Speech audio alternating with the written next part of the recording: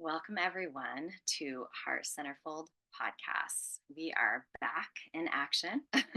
Took too many years off, but thanks to my creative team, Indigo Jackson and Talia Jackson, and my engineer, Chris Bramble, we are happening again.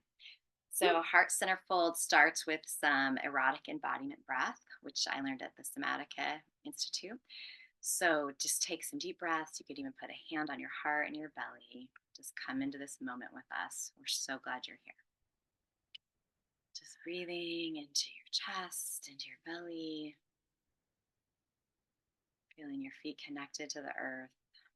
We have a right to have delicious erotic energy. Sometimes yoga breath is about relaxing and spiritual energy, and this erotic is sort of remembering our sexy selves and breathing all the way into our genitals. 3 more breaths, just like that.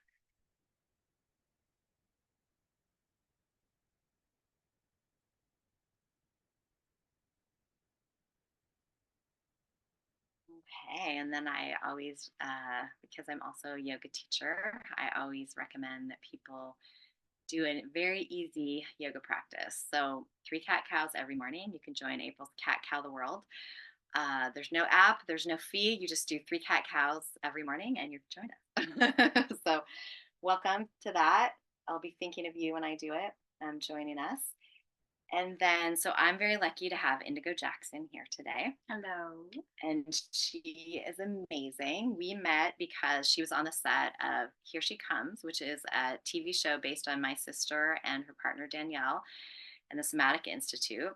And that is going to be eventually picked up as an amazing, sexy series. So I saw Indigo working really hard on that, and I was like, I want her. Can I get her to work with me? So that's amazing. So she is a performing artist, an educator of creativity, drama, and movement, and a producer of arts, culture, events, theater, film. She is a multi-talented Renaissance woman like myself. So I'm very excited. So usually I interview memoir authors, but today Indigo is going to interview me. But before that, we always start with tea and taro. So we're doing an evening episode. So we're not doing tea. I'm doing coconut water. And I have water, but if I had tea, it would be a rooibos. I love like the grounding, vanilla-y notes. So do you do like creamer in it or just straight up? Straight up. Okay. Mm-hmm. I go pretty crazy with the creamer on my rooibos. Just needing like the grounding force. I have very high energy naturally, so getting that grounding force. I like that. Yeah, beautiful. Okay, so now we pick a tarot card, and once again, it's usually for my guest, but since I'm being interviewed, I get to pick a card for myself about brave desire. But I always say when you're witnessing someone picking a tarot card, there's something in it for you too. So you get some wisdom also. So focus with me on my path of brave desire. And this is a new deck that my mom gave me for my birthday last year. With gorgeous, like holographic silver edges, I just want to say. Yeah, and beautiful lavender. Yeah, this is a really beautiful deck.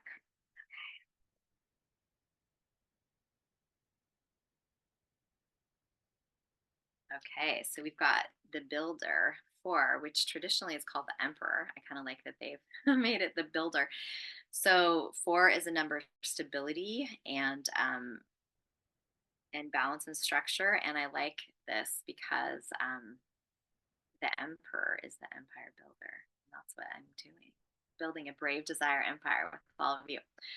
So usually we pick queens. Almost every episode we've picked a queen. So now we got an emperor. It's all royalty though, which I like. We're on brand with the royalty. So without further ado, I'm turning it over to Indigo. Yeah, I feel so lucky to have been brought into this process and seeing the launch of this book and now its effect and its ripple effect out into the world. And man, it was so resonant as I read it. But for those who do not know what April's recent memoir is about, Desire Makes Me Brave is an adventurous and vulnerable memoir about self discovery and the erotic awakening of a bona fide bisexual. Part sex memoir, part rom com, part travelogue. On her journeys, April wrestles with competing needs for stable love and the novelty of untethered passion. Throw out the blueprint of what life and love should be and watch her tap dance along the Kinsey scale of sexuality, finding romance and steamy sex with partners and lovers from across the rainbow. And you are a rainbow. And it comes through so clearly. I mean, just your voice in the book and being able to follow you on your escapades, but also your deep reflections that I think are resonant to anyone who reads, whether or not they consider themselves queer, bisexual, straight edge, whatever. It's like there's something for everyone in this book, and it was a pleasure to read.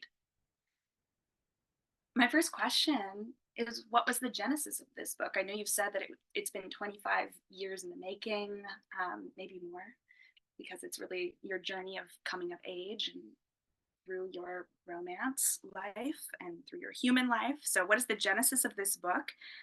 And why memoir? Your last book was a self-help book, best breakup ever. Why turn to memoir and about this? All right. Thank you for asking.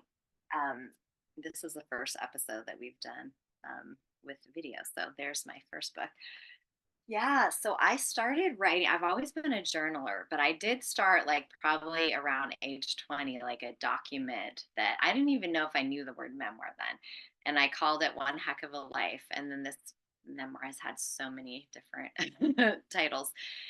And so I've just always loved to capture stories. And Anis Nen says, you know, we write and journal to taste life twice.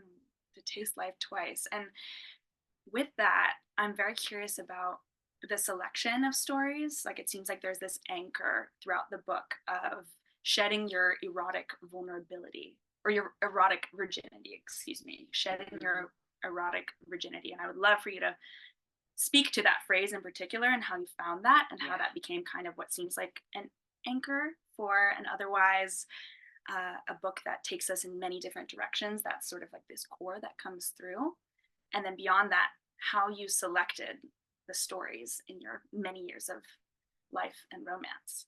Yeah, so that's a lot of those questions are answered in the editing. So I am a very stream of consciousness, fly by the seat of my pants, write a lot. I'm not afraid of the blank page. I don't get writer's block. I get sometimes editor's block, but I am very effusive. And so all of that shaping that you're describing came in the editing. And I actually hired 3 editors. And my final one, Robin Rinaldi, who wrote the Wild Oats Project memoir, is really the editorial hero of this. And she's even quoted in the book. But yeah, so she really helped me find that. It was very hard to find theme. So what almost stopped me, and maybe it stops other people from writing their memoir, is trying to figure out what's the narrative arc, what is the theme, and how do I turn myself into a character. And that stopped me, and that made me close this document for years. And I hope that doesn't happen to our listeners. But I didn't give up, and I finally started to, well, I did give up many times. And the final time, after so many editors, I was actually in Greece. And I was staying by myself in this beautiful island. And I was sitting there and I was like, I want to escape this book. And didn't even have this title. What was it called then? Can't even remember, but it wasn't called Desire Makes Me Brave. I think it was called my big slutty bisexual memoir. And I just wanted to get away from it because I couldn't edit it and I couldn't finish it. And everyone I handed it to had a different, theory and edit. So I started this new document and I said, I just want to break the fourth wall. I want to talk to the audience and just say, this is really hard. And that's when I started quoting my editors within the actual book. And so that kind of just helped me be like, this isn't perfect. I don't have it all figured out, and I am going to finish it anyways. Yeah, and that breaking of the fourth wall, that speaking to even your editor's notes, that weaves its way in so seamlessly. But overall, I still found as a reader, I was moved by the fact that it's a book just about your erotic journey. I mean, there's so many other threads that could be seen in your life, but it's not like a romance novel exactly, and it's not erotica, and it's not a straight memoir. I mean, it's definitely not straight. So, but it's actually was really powerful, and I'm a queer woman too, but it's very powerful to see, to read a book that is just looking at the primary thing being love and how that transforms you and gaining agency through love and fucking up through love, if I can say that. You know, there's like so much failure in the book too, and that is really empowering. Yeah, I mean, I've had a lot of breakups. I mean, that's why I wrote the I was inspired to write the breakup book, and so yeah. Well, so, and then just touching back on that, losing your erotic virginity, or shedding your erotic virginity, can you just speak to that phrase and how it came to you and Yeah. what it means? Yeah, and I've struggled with that too because I really like on Sex with Emily how Emily Morse talks about instead of losing your virginity, she talks about it being your sexual debut, the first time you have sex. So please let's just bring that into the into the language. Debut. Yeah, so sexual debut, but it seemed like a good way to describe. I was very green. Like I didn't know a lot about sex. I wasn't like this precocious, horny young girl. It was a very slow process for me. And so, month after month, year after year, self pleasure with partners, I just tried to figure out more about what I wanted, what felt good in my body. And I know being socialized as a woman in this culture, it's been really hard to advocate for myself. And that still happens. To just say what I want, to articulate it, say, oh, I said I wanted that, but I've changed my mind, So it's been a process. Definitely. And how did you handle writing all these personal stories and explicit details about your body and sexuality? Like you go in there to a degree where, I've thought about in the past, like I want to write down all the lovers I've been with and like some keynotes here, but you're not just writing keynotes, you're writing like entire fleshed out detailed stories about them. Mm-hmm. And I'm just curious, like, were you keeping journals at the time? Like, how do you enter into those stories, and what has that process been like selecting what to share? Yeah.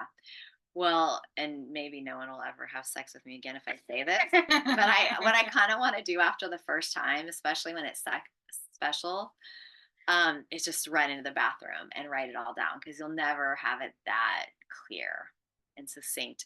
I don't usually do that. I guess I have a decent memory for this, but yeah, some of it comes from journals, some of it just comes from picturing it. And I try to write as best I can without cliches, without like, I grabbed a cock, I grabbed a, I try to make it have a more poetic resonance that matches what's going on the inside of me, if that makes sense. Cause I feel like sexual descriptions for me that are too mechanical are actually a turnoff. Mm. Yeah. Yeah. And I would say, I feel like within the book, there's the details make it this ornate, like kaleidoscope of feeling and touch, and some physical and some emotional. So it really comes through that way. Um, was there anyone after the writing process who came with pushback? Yes. So, I'm obsessed with Anise Nin, so I mentioned her a lot, and she seems to have gone through and let everyone read the journals and the descriptions of themselves and get okay from that. I don't know if that's exactly true, but I definitely didn't do with everyone. There was definitely one person who was like, "Hey, you didn't talk about our friendship afterwards and how much we supported each other," and I was like, "You're right." And if you still want me to change something, I will.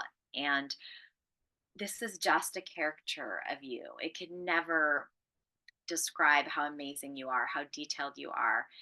And that's just what happens in memoir. It's that person now serves my story. It's an impression. It's an impression in the story that you're telling through of your own emergence. Yeah.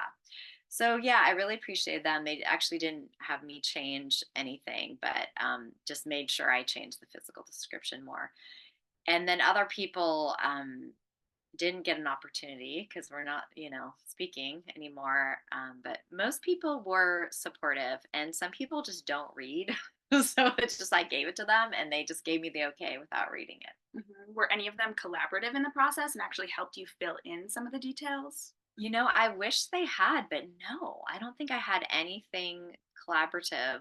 Um, if anything, I sometimes ask my sisters a little bit here and there, but more just with editing. A lot of this, came from my memory. Mm-hmm. Yeah. And it's so vulnerable in the way they've written, like extremely vulnerable. So it could be called Desire Makes Me Brave, but it also could be Vulnerability Makes Me Brave, because there's so many tender details that are just like, wow, I'm not used to reading this straight from someone's voice and not from a self-help perspective. So I think that that's what makes it so special. I also wanted to ask about, let's see, bisexuality, because it's I don't think we even said the byline of the book is a bisexual journey from California to the world, and bisexuality is very clear in this book, and you talk about reconciling relationships, growing up in a straight normalizing world, and that there's this, early on there's this idea of the gay half and the straight half, and then there's this kind of in between sphere between the two. But then you also struggled with sometimes feeling not gay enough. You're also, like, I would say, on the more femme side of the spectrum, and I definitely relate to that, like in my own coming into my queerness, of having a moment of like, oh, am I, do I not look gay enough? Whatever it is. But I hate not looking gay enough. Struggle with it my whole life. But it's like, we should also look exactly how we want to look, and that, it's so clear the longer you read this book that this is just, you don't need to prove anything about your sexuality. It's about how you feel with the people that you're with. And so if you could just talk a little bit about the dichotomy of desire, I'd also like to read a little passage about that. But yeah, the dichotomy of desire, because you talk a lot about the desire for freedom and being untethered, but then also the desire for an anchor partnership and feeling secure. And then you talk about the dichotomy of the feminine and masculine, and how being with one, it's like then you crave the other. So just talking a little bit about these dichotomies within yourself, and how that came into the writing of this book. Yeah, it just fluctuates, and I really stopped saying like, oh, I'll only be with this gender, or I'll only be with that gender, because now that I'm this age, I'm not 20 or 30 anymore, that I know that it is going to keep changing.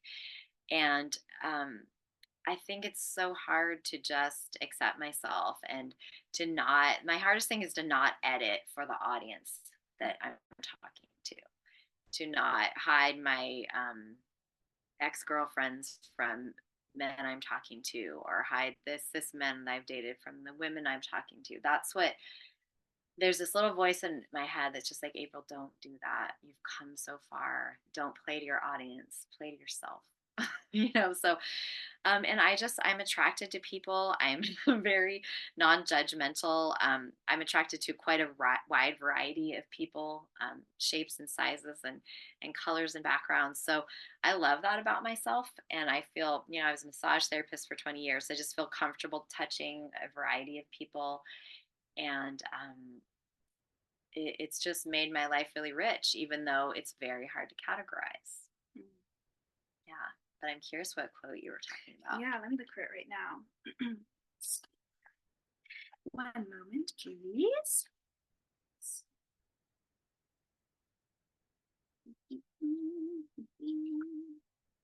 And while she's looking for that, if people are on Zoom and they're staying on a little longer, we will do a Q&A at the end. Join us for that. I guess this quote actually had more to do with with a longing for an anchor partnership, but that I think is also important to discuss. Yeah. And it said, so this is earlier on in her journey, but in my most self-loathing moments, which attacked me late at night, especially in winter, especially when I was premenstrual, especially when I was unpartnered, I'd think it's because I'm bisexual. I was all the stereotypes packed into one lonely body, indecisive and faithless. I wanted too much. I longed for men when with women, and women when with men. I wanted passionate sex and a long-term loving relationship. So justifying, you know, that difference between when you're with one, maybe you want the other. And I definitely feel that right now, and love my partner so much, but I'm in, you know, a relationship with a man, but there's this part of me that's never gonna really fully be whole unless I have the opportunity to be with the other. Yeah. Yeah, I like that you brought up that quote because it went right to the heart of darkness. It's like that too. I do have those worries that I'm too much. I don't fit, and so I'm not gonna find my mate. you know, and yeah, and that brings up. We don't have to go too deep into like polyamory and non-monogamy or monogamy. A lot of people think that bisexuals can't be um, monogamous, but I'm kind of open. Like it's different phases of our life, like the character that I talk about, Harper, in the beginning of the book was, like a grounded wife. Like, I might be more into like a husband or wife now, but I wasn't then, So we go through different eras. So it's hard to. Seasons, as you put in the book too. Yeah. Like, yeah. Seasons of love. Yeah, absolutely. Sorry, were you gonna say something? No, that was cute. Mm-hmm. And then you go into these different changes and seasons, and you also go very deep into your fantasy life. And like that was another, like, talk about bold and brave. You go deep into the weeds of like what you're imagining, what you need to get off on, and those being often taboo, and those playing themselves out in your relationships, sometimes in really hot, satisfying ways, and then sometimes in ways that feel a little stuck. And there's another quote in there where you're talking about like, but will they ever really love me? And so that, that conflicting kind of like where that taboo fantasy life lives, and when you bring that into your relationship, how that plays out in ways that either build intimacy and safety, or perhaps make you feel like objectified in a way that like it might be hot in sex and then maybe not in the relationship realm. So can you just talk about like why you decided to put so much information about your fantasy life into this story? Yeah, it kind of came naturally to me, and I think it's something that's really important to talk about, is to remove shame from that, to de-shamify our fantasies. And I think what you're hitting on a little bit too is like the Madonna horror complex, which kind of still, at least with our generations, I hope it's slowly changing, but not fast enough. There's a lot of that. So, yeah, when I have someone, maybe I want them to call me a slut, and then I want, we have this like kind of sexy dynamic, but then, can they hold me in this sacred place too? And so, we're so multifaceted in our desires and our needs, our needs for attachment, our needs for intuition, our needs to be slutty and wild, and our needs to be like, you're going to take care of me and I'm going to take care of you. Like we're solid, right?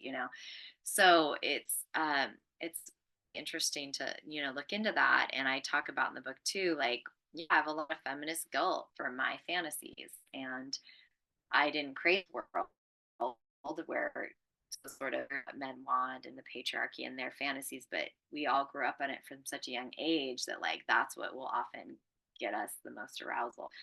Totally. And so yeah, completely. And I many of this in the book, I was like, yeah.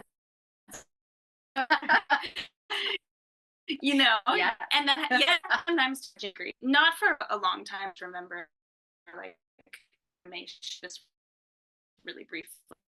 And of like when I have that for certain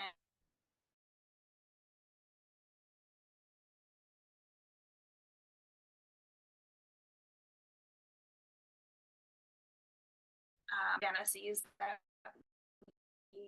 they we didn't have the foundation and the communication to the aftercare and the state of like processing what those things meant, and necessity after a certain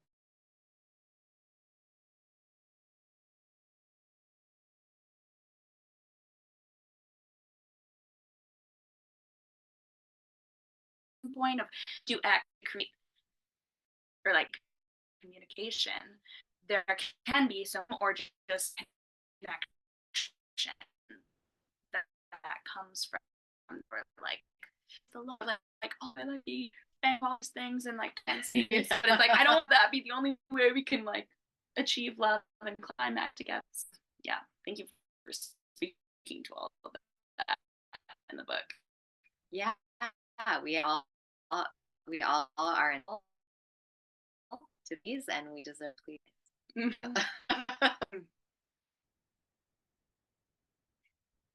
Speaking of impossible to please,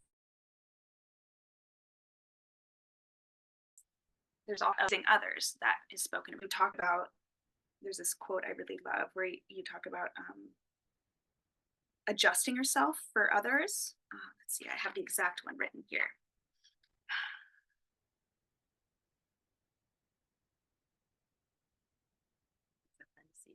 I know. Okay. Well, I'm not seeing it right now, but there's something about, you know, where you talk about like making a million adjustments or like hundreds of adjustments just to feel okay with the other person. And that's a red flag, or it's that it doesn't have to be a red flag because we can process and we can grow through that. But I feel like a lot of the first half of the book and the emergence and the trajectory I do see is coming into your self-empowerment, your erotic empowerment, and then feeling like you can design your relationship and design your desires. But if you could speak to that, like that scared part of us that maybe still to this day, even in our long-term relationship, is making all of these adjustments. Yeah. And there has to be compromise, but we also like can't lose ourselves. I think you speak exactly to that, like losing. You noticed yourself several times in these different stories, like losing yourself to another person. Right.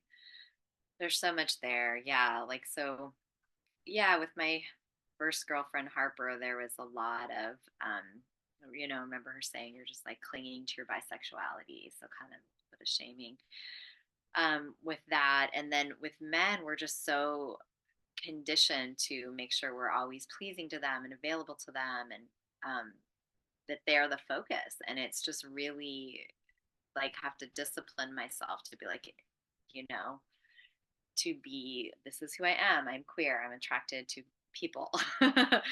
And the common bisexual question, and I'm sure you've had it, and a lot of people have, it's just, so who do you like more? And this just happened to me. I was going on my book tour in New York, and the Uber driver asked me that question. And then we got in a fight, and that was great because I didn't have to tip him. But sorry, Uber drivers. Sorry, not sorry though. That guy was really mean. But so yeah, he was just at, so who do you like more? And it's almost just like, you're this beautiful butterfly, and I'm going to pin you to something, and I'm going to put you behind glass. And I don't want to. I don't want to be put behind that glass. You don't want to be in the box. You don't want to be put behind glass. And you also don't want to be seen through the lens of your partner's sexuality. And you speak to that as well, of like defining yourself or feeling yourself defined by who you're with. Right. And maybe what they're into, or who they are and what their kind of like visual presentation or energetic presentation is into the world. And you're not trying to be limited at all. Right.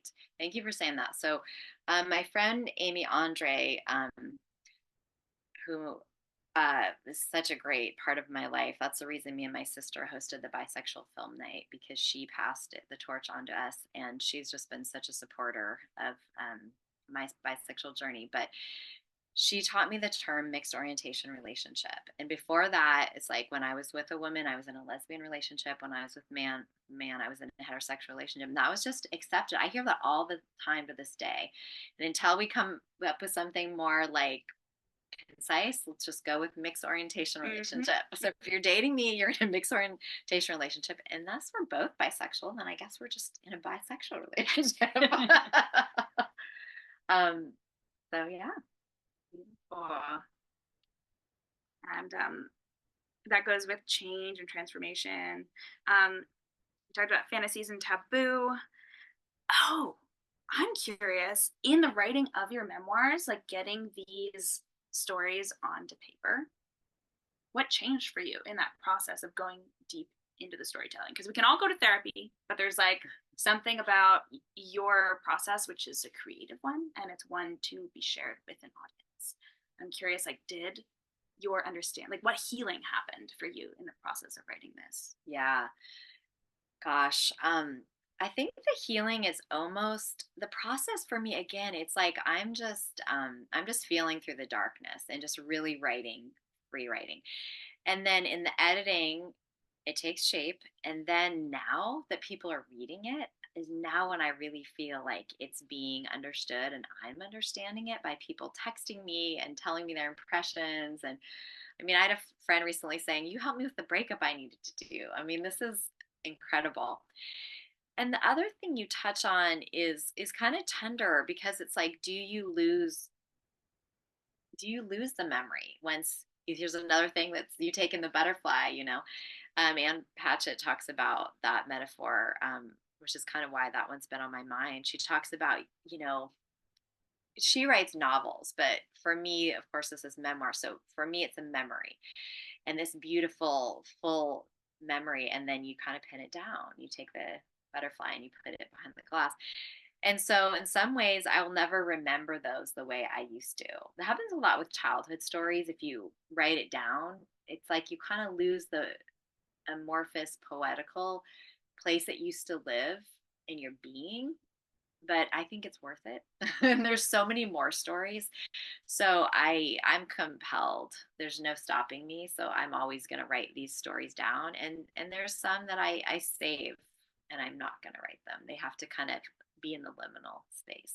Exactly. I was curious about that. Like, are there, and you don't have to share them, but are there certain stories that were omitted? Oh yeah, I love talking about this. I could write literally a whole other book. Some Robin, my editor, helped me omit. Some I had to omit.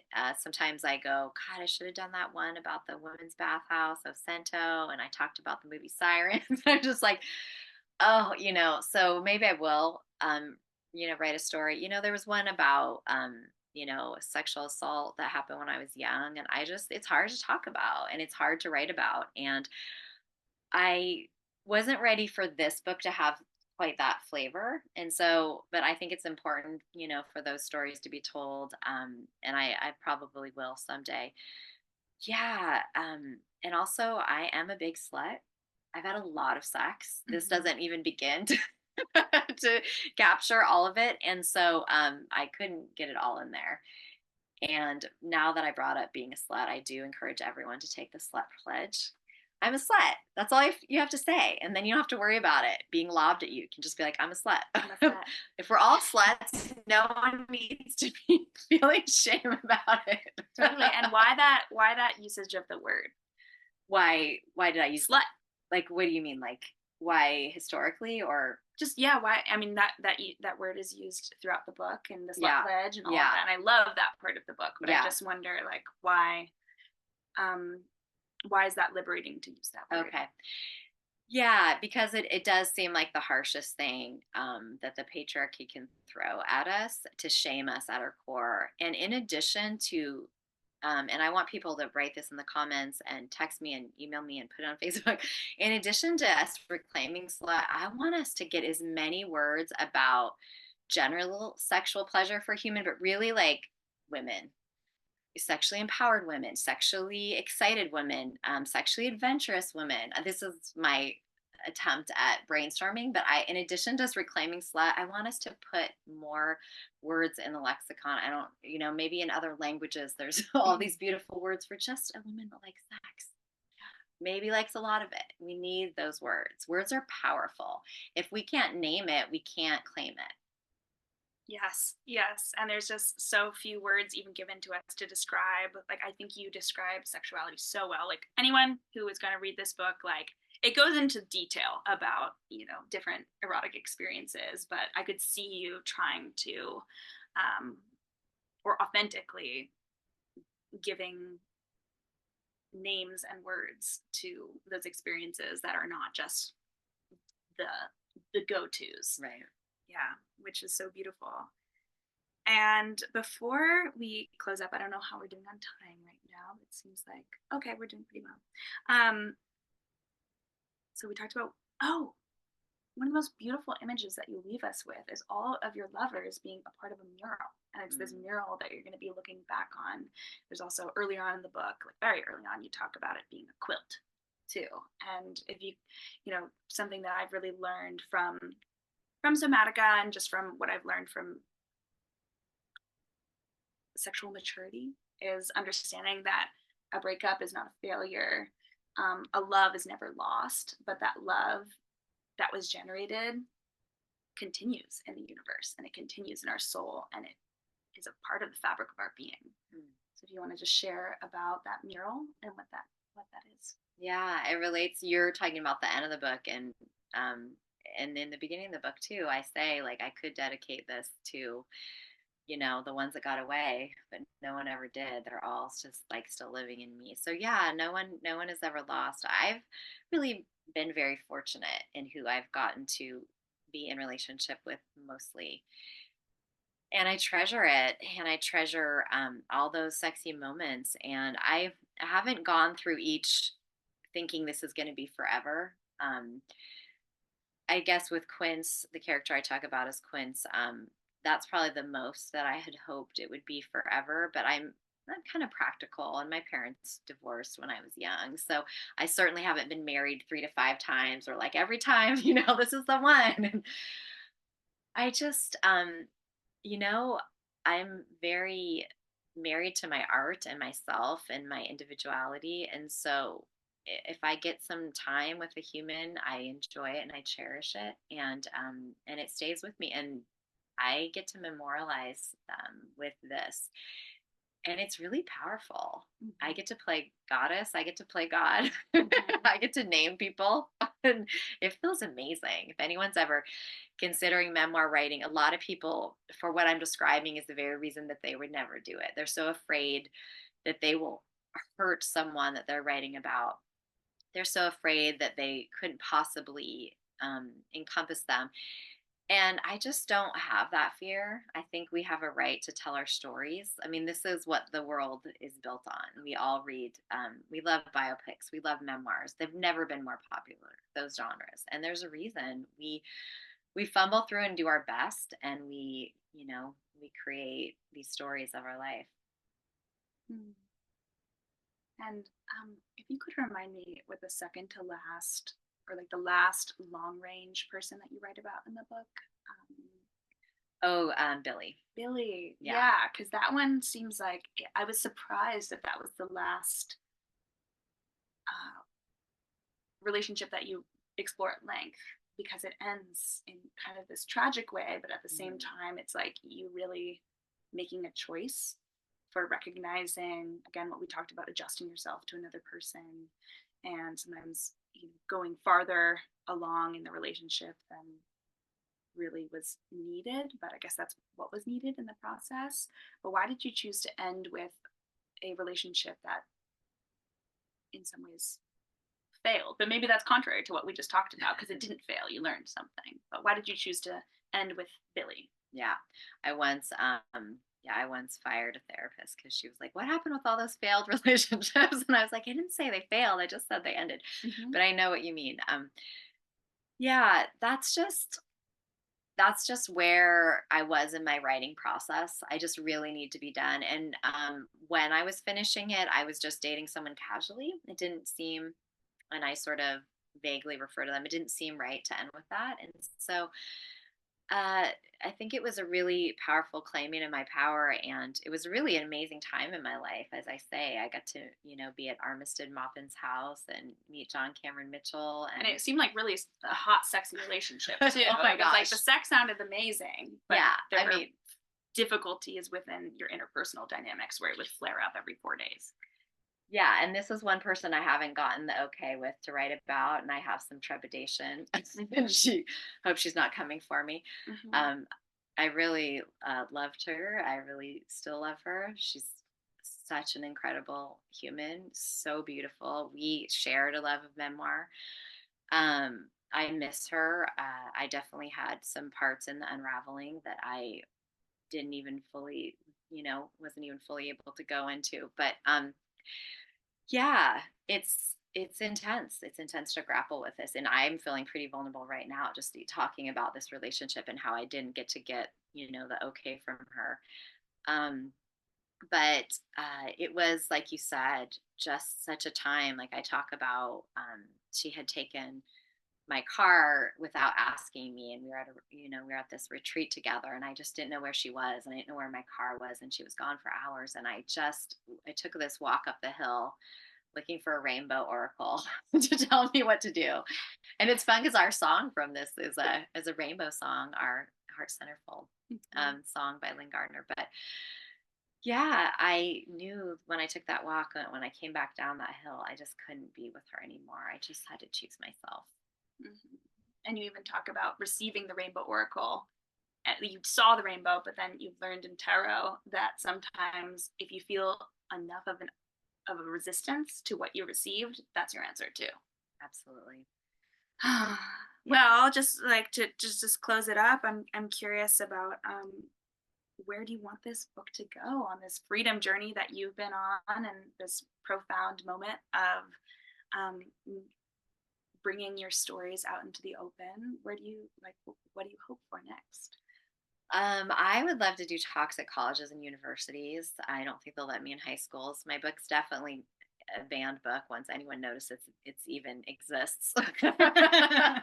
Yay for that. Mm-hmm. I would love to do that. I'd love to, just go on more podcasts and talk shows, and just get to, be a sex and relationship coach and answer those questions around intimacy and also the writing process. Yeah, and I hope it inspires other people to write their stories, especially the hard ones, especially the sexy ones. We need more sexy memoirs. Mm-hmm. Yeah, so we are gonna transition, and we have a couple more things that we do on the podcast. But while we have our audience, we want you to get to ask some questions too, and so we're gonna shift to that.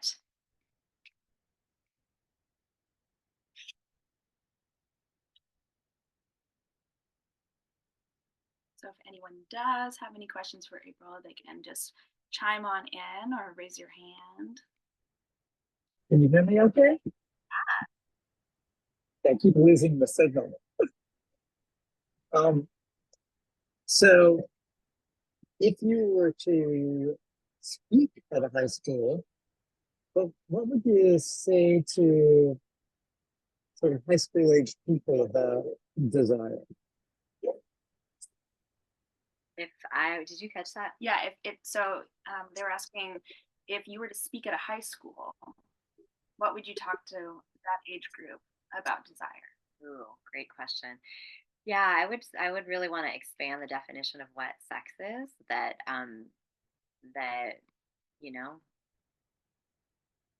penis and vagina sex is great, and it's one thing, but there's so much else. I would want to talk to them about how they want to be touched, how they want to be spoken to, how they want to feel pleasure. Is it massage? Is it wrestling? Is it just touching with hands? Is it eye contact? Let's just like really paint this beautiful wide canvas of what sensuality is, what sex is. And at the same time, celebrating if you are going to have, penetrative sex, but there's so many different ways to enjoy it and give them language for that and hear their language. Like I want to hear from them. I want to learn from them too. And it's funny because I did a panel at Sonoma State that was amazing, and everyone at Sonoma State put on a great event, and I loved being a part of it. I hope to be back there. I think where we might have messed up a little bit though is we had them all answer the questions and send them in, and we didn't let them speak. And this is our youth, and I don't want to speak at them. I want to hear what they can teach me and what they want to know. Mm-hmm. Yeah, so I'm hoping to do that more in high schools. Great question, Bethany. And just having a space, just having a space to, I mean, as you're saying, like have your voice heard, but more than that, like a space to express their desires, which is really not allowed. Yes, we could have a Brave Desire share circle. Look at, we're inventing our program now. So if we can hear you guys, if there's another question, let us know. Looking if we can get people on there. I'm gonna see. Let's see who is on there. Okay, I'm not. I think Amy. I think I know which Amy this is. Amy, you're just gonna win something right now because you get to. Okay, are we ready to spin the wheel? So I'm gonna spin it for Amy. It's where the snake head lands. And it lands on coach. Okay, sweet. So you get a life coaching or sex and relationship session with me, Amy. So text me afterwards. We'll get that set up for you. Thank you. I don't have a formal date yet for my next book event. So I've done SF, New York, and my next one is Seattle. And that will be maybe July 19th. So more information will be coming about that.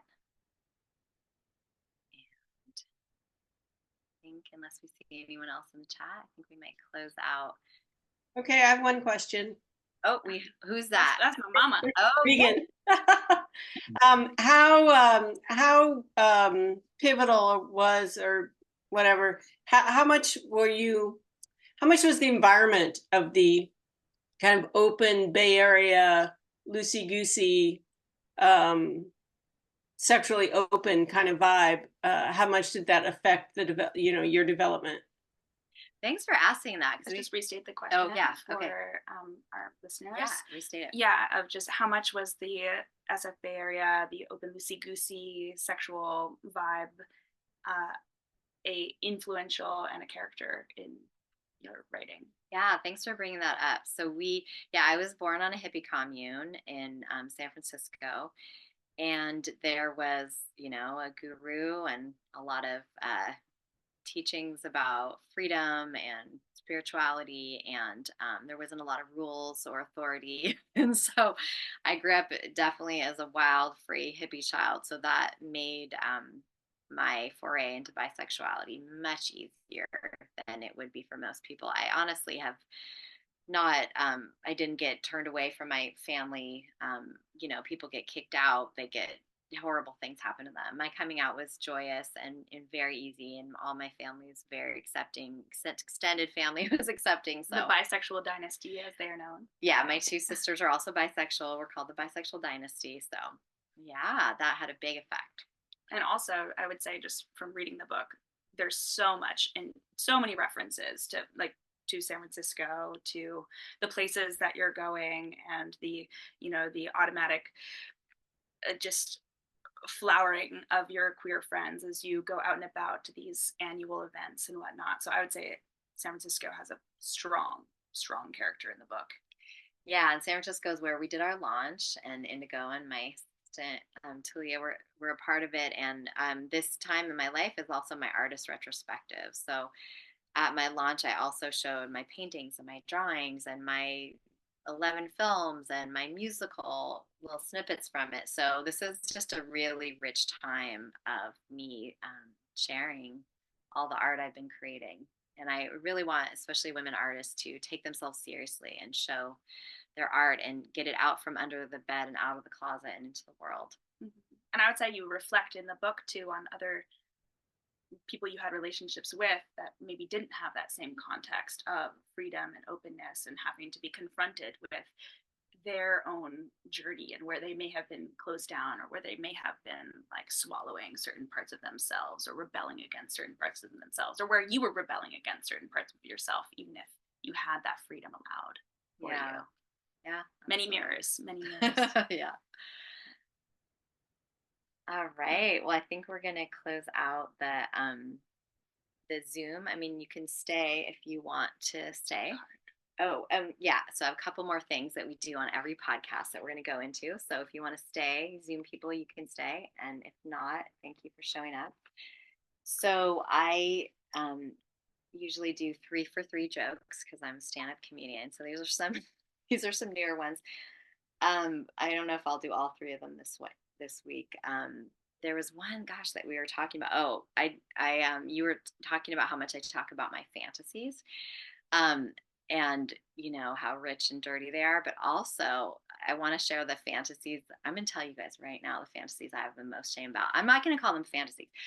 I'm going to share right now my deepest, darkest secret that I have the most shame of, that I think about during self-pleasure. Things that aren't about sex. Like, I need to fill out that tax form, and I need to get my passport renewed, and I need to run errands. Does anyone else have that problem? You mean you use that? No, I don't use it. I don't want to be thinking about any of that. I can't get my head in the game. I'm a sex coach, and sometimes I can't get my head in the game, right? There's never been a more distracting time to be alive. And I find myself just like, April, just focus on sex, anything sexual, and then, try to get my brain and, back. And that's where I use like the breath work and the erotic embodiment to try to get back. Okay. That did not come out as a joke. And this might not either. This might not either. So this is, men are struggling, post Me Too, which is funny because, right, the feminism started way before Me Too. And, men, of course, are not the ones that are struggling about, women's rights. Women are. But if you need instructions, men, I have them for you. It's really simple. You ready? Lift heavy things, give us your sperm, and wait for further instruction. Yeah, that's it. That's all we need. Yeah, that's their guide. Okay, moving on to my recent obsessions. I love Dolly Alderton. I first fell in love with her book called Everything I Know About Love, a beautiful memoir about friendship and relationships. And I mean, she's just got the Midas touch. You just can't go wrong. So I read her other novel, and then her most recent novel is called Good Material. And I don't read novels. I almost only read novels if a memoirist has carried me over to them. And her novels, the memoirs, are incredible. The movie I'm obsessed with right now is Naiad, about the swimmer of that name. And mainly I've just loved to see Jody Foster finally just playing a lesbian character. Or maybe she has, but this is the first time I saw it, and her arms are so fucking hot and arousing. Just like, okay, I didn't know I had a Jody Foster crush, but I do. And the sex and dating advice for this week, I try to, do it for the coupled and for people that are more dating and kind of wanting to get out there. So I think make dating fun for yourself. When you're getting ready for a date, like, do your routine, take a shower, whatever you like to do, shave, lotion, but just like enjoy it. Enjoy that you're getting ready for yourself and that you're going to have a fun night, and just use it as time. Be like, what do I want to talk about? What do I want to think about? Instead of fixating, like, is this the one, do I look okay? Just like kind of enjoy it as sort of a ritual. So that's for the daters. And for the partner, I just love this game called Campfire Stories. It's got some great prompts about telling stories. And another thing that I love that I turned on to the last couple of years is called erotic wrestling. So I always did wrestling where I just like, it would take 2 seconds because like whoever dates, it's always bigger and stronger than me. They pin me down and we make out, and that's the end of it. So what I'm suggesting, and one of my teachers is named Master Scorpio, I met at a Bonobo retreat, which is a Bay Area sex positive group. a bonobo. But anyhow, he had us do a full song, and just like you kind of almost are like two dolphins playing with each other and giggling and getting in different positions, and not like slamming each other. But really, like there could be a little bit of that, but more just like flowing, and you're just like head ends up in like someone's, knee, and it's just like playful. So I like erotic wrestling. Is it sort of like ecstatic dancing? Yeah, ecstatic dancing, like on your bed, but like kind of a little feisty, like the wrestling. Um, okay, so I think we're going to go into our final part, which is picking a tarot card for all of you, our amazing listeners. So we're going to stay with the theme of exploring brave desire. So I'm going to pick a card about that.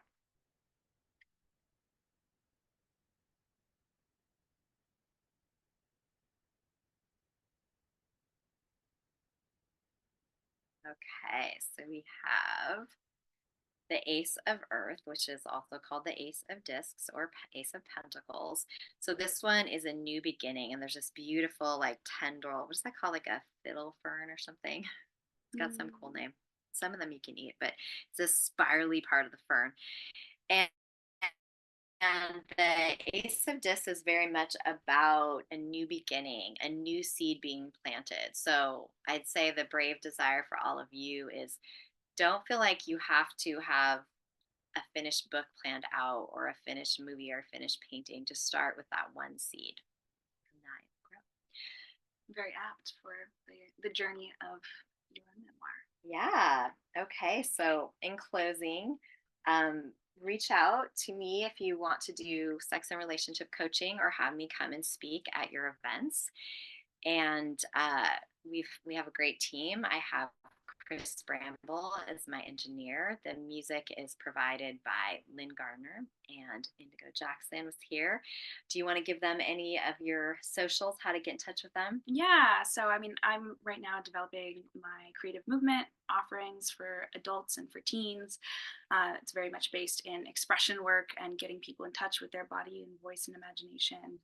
And so if you're interested in those group classes, you can get in touch with me on Instagram, which is indigo_Jaxico, Jaxico. We'll have it in the show notes. And I also teach drama and movement and body connection, all of those things to children. That's called Soulshine Drama Time. Both, you can get in touch with me that way. Soulshine Drama Time. Yeah, so I'm April Hirschman on everything, LinkedIn, Instagram, TikTok. All right, well, everyone, let's keep it bright, bold, and beautiful.